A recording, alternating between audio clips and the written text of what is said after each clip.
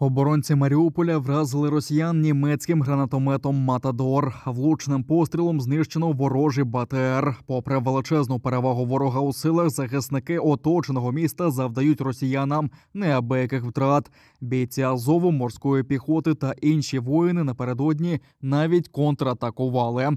Спочатку безпілотник спостерігав за переміщенням цивільних автівок із маркуванням неосвастики «Z», в яких пересувалися окупанти. Далі у бік ворога висунулася група українських бійців, які маскувалися за будівлями, а тоді рашистів закидали гранатами.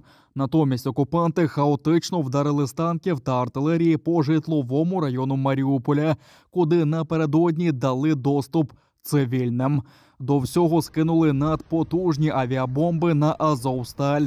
Крім бійців, там знайшли прихисток близько 1000 уцілілих містян. Ми стараємося бути не нервними, коли стріляють.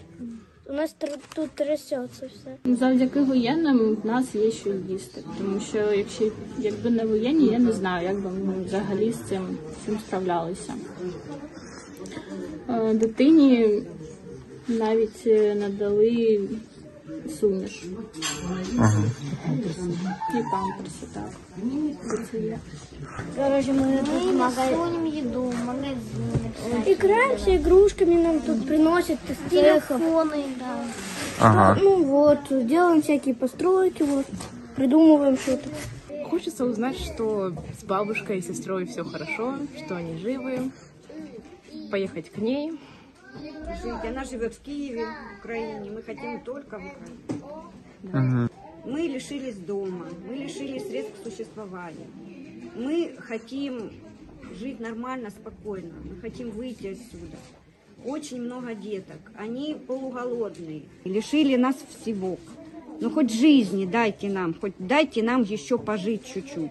Пусть там мы уже в возрасте, но наши дети. Безперервними атаками російські окупанти вщент знищили Маріуполь. Люди ховаються у ще уцілілих укриттях, а скільки саме в колись півмільйонному місті залишилося мешканців, достеменно невідомо. Я Макар. Иди ко мне, стреляют.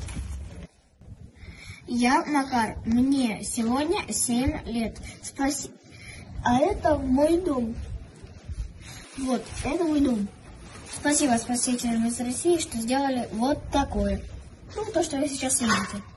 Воїни Азову просять про зелений коридор для цивільних, а також поранених та загиблих людей. Російські окупанти та колаборанти з ЛДНР, свідомо знаючи, що тут цивільні, скидають авіаційні протибункерні бомби, обстрілюють ракетами та всіма наявними артилерійськими засобами, в тому числі з кораблів. Драмтеатр, пологові будинки, школи, лікарні, дитячі садочки були знищені тими, хто зараз пропонує їм безпеку та можливість евакуації. Ніхто не вірить окупантам. Тому я закликаю політиків всього цивілізованого світу. Організуйте зелений коридор, надайте гарантії безпеки, щоб негайно провести евакуацію цивільних, поранених та тіла вбитих воїнів, які мають бути поховані з почестями.